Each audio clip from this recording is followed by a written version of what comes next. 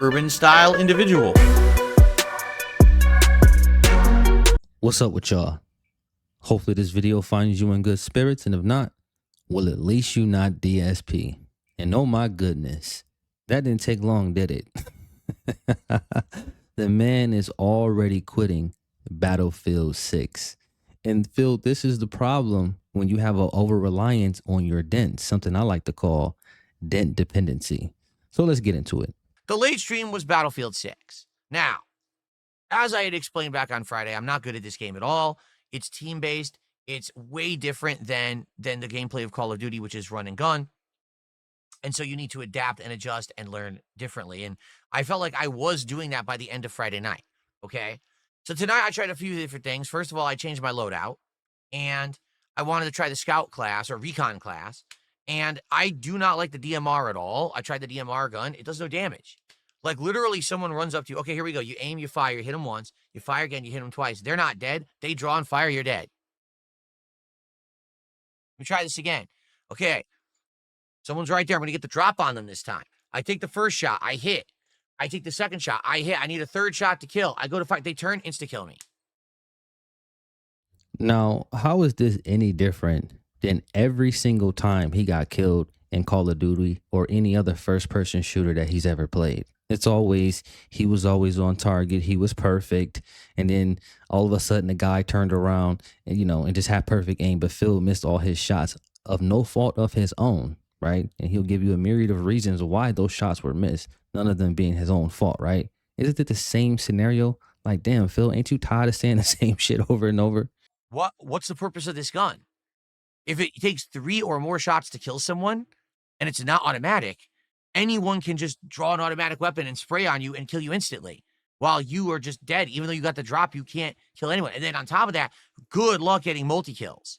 So, well, why would you not use the weapon to its advantages, right? Obviously, when you're playing first-person shooters and they have different weapon types, those weapons have strengths and weaknesses. And one of those strengths and or weaknesses will be its range and how much stopping power and or regular power it has at those different ranges.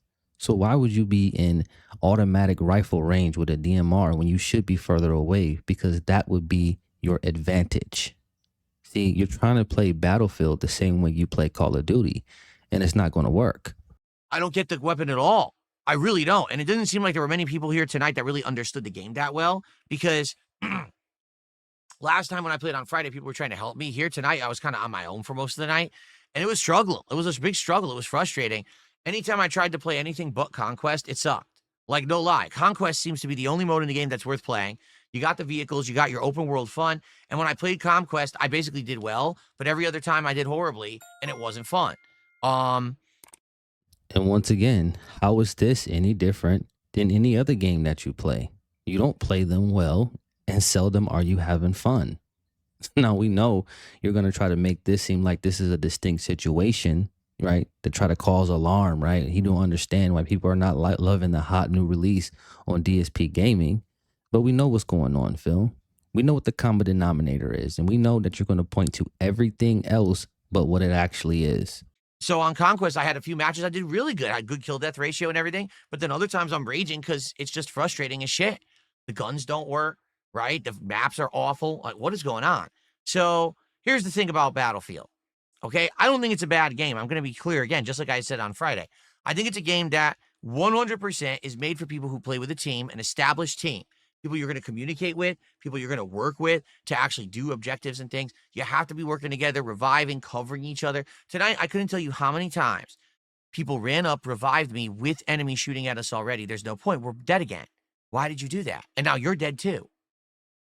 These players are just bad. They don't even understand the premise of the game. They're stupid. So who's dumber?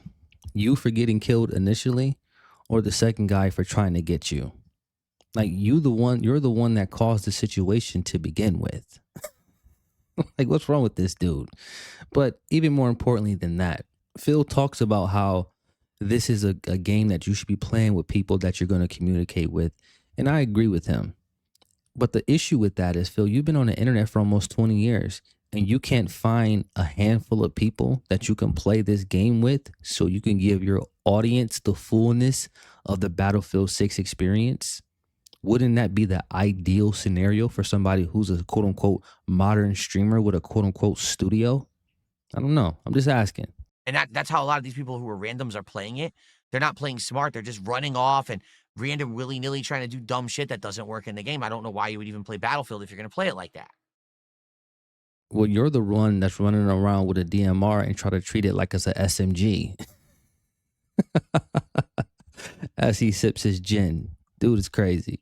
So here's the thing. First half of the night, pretty good attendance. Support was off to a great start. I'd say within the first half of the night, we already were at halfway to the goal. Second half of the night, completely dead. No one supporting. No one talking about the game. The only people who were talking were people laughing at me because I suck, which I know I do. Like, it's going to take me a long time to get good at this game. This is very much not Call of Duty. Where in Call of Duty, you can get your bearings, and within, an hour, you could probably get into a groove and start doing well. Not in this game. This is going to be a game that would take a lot of, effort, a lot of investment to do well in. Well, people are bored after an hour. So I tried a couple other game modes. They didn't really work. I tried Escalation. It didn't really work. I tried King of the Hill. It sucked. I was like, oh, no one want to play. Like, I got bored. Like, literally, I'm not even kidding. By the end of the night, I was getting bored with the game. Like, man, it doesn't seem like it's the style for me. Now, you know what's interesting about this whole premise that he's laying out? This isn't the style for him, or his quote unquote audience is not into this. He's laying out all these things as if Battlefield 6 was the first one to teach him that, right? Battlefield largely has always been a team-based, objective-based game type of game, even though it's a FPS. They put more of an emphasis on the objectives, right? So it's not like you're going into Battlefield 6 and you're learning anything new by playing Battlefield 6. It's always been like that. And you supposed to know stuff like this. And this is why I have a problem with how he's laying this out, because he's being disingenuous. Everybody knows how Battlefield is. Let's be real. You know what I mean? And now here's the funny part, and this is the observation I made by the end of the night. I started thinking in my head, I'm like, so here we are at the end of the night, and I only got halfway to a support goal, and the whole chat's disengaged again. And I'm thinking to myself, wait a minute. When was the last time that happened? Sonic Racing. So what did I do for Sonic Racing? An hour into the stream, I said, forget this. No one wants it. Let's just chill. And I literally sat there and just hung out with the audience for an hour, and I made over $100 that night. Just chilling, impromptu, right? And I started thinking, last week, I had a night where all I did was sit and build Legos. I talked with the audience, hung out with them, and built Legos. And I exceeded my support goal that night. And then it dawned on me. All right. And I'm going to run this by you guys, and I'd love your feedback on this too. So please let me know what you think. 2025 is very different. Okay. I've been a creator for over 17 years. I'm actually now in my 18th year as a creator of content on the internet. Okay. I've been doing this for a living since 2011. It's a long time. What's happened is trends change, attitudes change, people change, viewership changes. And what I think has happened is a distinct change in my viewership. It used to be that people really disliked Darksydephil and wanted to always see him rage and fail. Okay, that still persists. Now, we know Phil would like to act as if that element on the internet is waning, but Phil, you're creating detractors every single day, and part of that is with these delusional takes like this, because nobody takes this type of stuff seriously. This is you trying to reaffirm your own delusions to yourself. You're really just talking out loud. Seriously, who is this for? He's trying to act as if he's on network television or something, and he's been gauging the statistics of the demographics. Like, what are you talking about, man? And there was a time when that was prominent and popular, and it made me money and it got me popularity. But here's what's happened over the years. The people who want to see that don't watch my content. They go watch the illegal restreamer. They go watch the highlight clipper. They watch the people who are scumbags who steal my content, make money on it, even though they have no legal right to. And that's where that audience has gone. There was a time when rage baiting by playing games like every Dark Souls or tons of online FPS games or whatever it may be, every fighting game under the sun, right? That actually got me attention, views, and money. But not anymore. All of that has left and gone to a toxic, illegal element. What is he talking about? Phil, we can go back to the SOK days, bro. The Sons of Kojima. And raw feel. I mean, it was so many people who were detracting on you even back then. And people were going to that, an alternative news source to what was going on with DSP. And you were complaining about it then, right? Remember, you was all that it's all illegal, right? So why are you trying to act as if the tides have changed and there's somehow a shift in what's going on? That's not true at all. Like I said, you are delusional and you are sowing the seeds of parasocial relationships. You're laying the framework for people to approach you in that way because you're saying that people are not coming here to watch you play video games. You're saying that people are coming here to quote unquote hang out with you, whatever that means, right? So we know that that would be the inception or the beginning of what would eventually be a parasocial relationship because how else is it going to play out? Who the hell else wants to actually unironically hang out with Phil besides these weirdos who want to be in a relationship with him? That shouldn't exist, quite frankly. If I was rich, I could sue them all into a fucking oblivion. They would be gone, but I'm not rich. So they're just allowed to exist. Therefore, that audience that wants to see me rage at Battlefield 6 isn't coming to my streams and isn't supporting my streams. They're off on someone else's fucking stream. You see how salty he was about that? Phil don't care how he gets it as long as he gets it, man. He really does not like the fact that people are quote unquote illegally restreaming him. I will say this. If Phil hit the lottery, cats better watch out, man. No, you know what? I take that back because if he hit the lottery, within 2 days, it's going to be gone, man. His phone's going to explode. He's going to have new iPads packed to the gills with brand new mobile games. It's going to be ridiculous. He's going to find a way to squander it because, that's just how darksydephil gets down and he can't help himself. Well, who is coming to my streams? People who actually like me, want to talk with me and hang out and engage and support that kind of content. So they come for American Truck Simulator. They come for Lego Nights. They come for Chill with Phil. They come for games that are more relaxed and casual where we can have a good time while I'm playing the game rather than, oh, Phil just rages because the game is difficult and it kicks his ass. No, they want to come so they can talk to daddy about how they can eventually make it into Renton, right? How they can be the next cat or the next Panda Lee. Because that's how this ends, Phil. Seriously. And if you keep playing with these people, at some point, one of them is going to expose you. Seriously.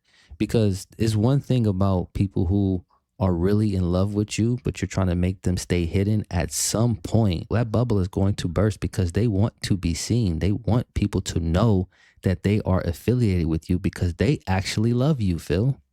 You understand that? You need to be very careful with this newfound territory that you're trying to find yourself in, because I don't think you fully understand the ramifications of this stuff and how deeply these people actually care about you. You need to be careful. This is the truth at this point. This is what's happened. My audience has changed in 2025. I actually left that time period now where people come to hate on me. Those people don't come here to hate on me. They go to the other channels that are stealing my shit. Now, Wait. Did he say the shift happened in 2025? Hold on. So he's saying, wow, this is insane, bro. This man will tell himself anything to justify what's going on in the moment. And this is part of the reason why it's so dangerous when you do not chart your steps, because you're stuck perpetually doggy pedaling, basically, only basically treading water. You're expending all this energy, but you're not really going anywhere. You're not gaining anything. It's like being on a treadmill. You're just running on this thing, but you're not actually moving, right? It's crazy. now my channels have become, hey, let's just hang out with Phil and have a good time. And when I do that, I do well. So I'm playing a game like Battlefield 6. And I'm like, well, wait a minute. The game's team-based. I'm never going to have an established team. It's always going to be me playing with random. So that's a big detriment. The game is frustrating because I'm used to run and gun. It's not run and gun. Half the guns in the game don't seem to even work well. The unlock system is awful in this game where you have to grind a ton. The next time you get a sniper rifle, level 26. All right. I've now played the game almost 8 hours. I'm only level 12. So I'm supposed to play 20, 30 hours till I get my second sniper rifle. What? I invest my life in the game to get the weapon? That's insane. Call of Duty, you're constantly unlocking new stuff that you can mess with. This game, it's like slowest grind ever that I've ever seen. So It's not designed for you to throw your life at it and try to complete it all within the first 3 days, Phil. It's something that if you want, you could turn it into a grind, and naturally that's going to take the fun out of it. Or you can let it happen behind the scenes naturally. And when it happens, it happens. And when you do get what you're looking for, you can enjoy it. But you look at everything as a means to an end. There's no enjoyment to be had. So naturally you get frustrated with things very quickly because there's very little enjoyment in it for you to begin with, especially when you're not making money. Just sad. I don't know. It just seems like, I'm going to be honest, it ain't for me. It seems like this is for someone else this is a team-based game only. Team up with the people who you're going to communicate with, learn the game that way, have a good time. But for me, it's just not a style of game that's for me. And even the element that would enjoy seeing me play this game aren't supporting my content anymore. So why do I care? Well, what about the element that would like to play the game with you? What about them? Because you said you have literally thousands of people that watch you. I'm sure out of those thousands and thousands of people that watch you, surely a handful of them would want to play the game with you, Phil. Did you ask them? No, you did not. And why not? Because you don't want to be associated with them. But you put on this mask of them having a potential relationship with you or some type of friendship when you know deep down you're not interested in that at all. But you keep on putting that at the forefront. You keep on playing this dangerous game. And this is why you're so well dependent, because you create these weird emotional bonds with these people, but it's very one-sided. And you're well on your way to being a special in the nursing home somewhere, Phil. That's your future. They're going to turn you on YouTube, at noon or whatever, and you're going to be begging for money, talking about you're going to try the next Jello that came in the vending machine, bro. That's going to be your future. Right? And here's what really sucks about it. So this week, I had Battlefield lined up for 3 more streams. I had it lined up for Tuesday night, Wednesday night, and Friday night. But literally tonight, for 1 hour, people cared, and after that, they never cared. Regulars didn't even show up. You see that? Calling them out. Where were you? You see me playing the hot new release. You see how he was scanning the chat the whole night? That's probably why he was doing that. He was looking for y'all. And this is what I mean when I say his expectations for his viewership. They're far, far too high. You're basically a DSP gaming employee, but you don't get paid. You pay out. Like, imagine that. It's crazy. So it's damn near extortion. No one gave a shit. So I spent $70 on this game. Once again, I played it 3 streams. Same thing happened with Sonic Crossworlds. And again, what is it? It's an online racing game, stressful component. You got to learn, right? So I start playing, I start learning. No one cares within 3 streams. Why is he still playing this? It's the same thing with now with Battlefield. So this is what I'm seeing. Call of Duty will be different. Why? Because Call of Duty, I'll be able to learn and adjust and jump in and play it without much difficulty. It's going to be fun to play it as I unlock new loadouts constantly. I'm getting kill streaks with melee. It'll be fun. Whatever. All right. You just said that you paid $70 for the game and you played it for like 3 streams. So let's do some rough math in our head without actually going back and viewing those streams. But we can reasonably guess that he made somewhere around $400 to $500 off this game, right? So if you paid 70 for it, if you made 150 the first stream, you already made your money back and some. So what's the problem? I'm not understanding. This is why I say that this dude is endlessly greedy, and we all know this already. But when you look at his system, it's just a never-ending hole. There's no actual point where they can guarantee a playthrough. Like, you have a number where if I get $500 or $600 of support for this game or whatever it is, what arbitrary number you come up with, then that guarantees I actually finish the game. No, it's constantly going no matter what. And Phil can play it as fast or as slow as he wants to. And I believe a lot of times, especially when he's getting support for certain games, he will put the brakes on a playthrough to prolong his greed. This dude is disgusting. We know because we did it last year and it worked out very well. But Battlefield? So here's the question now. What do I do? This week, day streams are going to be alternation between Silksong and Mario. And we're going to have the premiere of Pokemon on Thursday and Friday. So the day streams are set. Tomorrow night, I'm doing American Truck Simulator. we're good there. And quite frankly, I did want to do Silk Song on a night stream this week, simply because I don't want to have the whole second half of the week not playing Silk Song when we've been making such great progress in the game. I want to keep that going. But that means now I was going to do Battlefield Tuesday, Wednesday, Friday, and no one cares about it. So again, it's not the game's fault. Understand something. I'm not blaming the game. The game seems good to me, but it's a team-based game, and I'm not a team-based player, so it's not going to work for me, right? It's the same as any other game. If I don't play that style, why am I playing this game? Well, did you need to play Battlefield 6 to understand and know that that was the case? That's my problem with this whole rant. Battlefield is not doing anything new. Of course, there's going to be better graphical fidelity and quality of life changes, and overall, the gameplay experience is better because we're dealing with new tech. But I'm talking about the core or the essence or the spirit of what the game is. You know what Battlefield is. So coming into Battlefield 6, it's not like, oh, it's so much different and I wasn't expecting this at all. You should have known what to expect, especially considering how long you've been in this industry. This is nonsense. So, yeah, I don't know what to do. And I think we need to start talking about it now, because we have tomorrow to figure this out, because tomorrow I wasn't playing Battlefield anyway. But we have to figure out what the heck I'm going to be doing on Tuesday, Wednesday, and Friday night. And at this point, I actually legit don't have an answer. Okay? You hear that, Dents? That's what's up on the schedule on the next 2 or 3 podcasts. So make sure you got your big plastic trays and your oversized spoons, and make sure you sit down and make sure you hand deliver Phil what he should be doing next and the exact thing that he should do so he can get money from you. This guy never knows what to do.